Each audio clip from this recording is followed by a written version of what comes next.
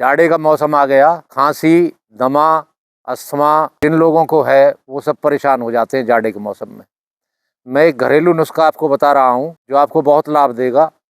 4 तोले ले लें काली मिर्च, 4 तोले ले लें सौंठ, 4 तोले ले लें छोटी इलायची और 4 तोले ले लें छोटा पीपल।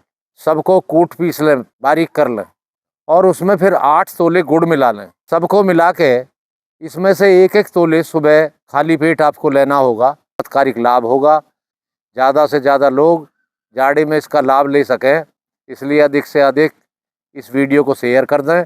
जय हिंद।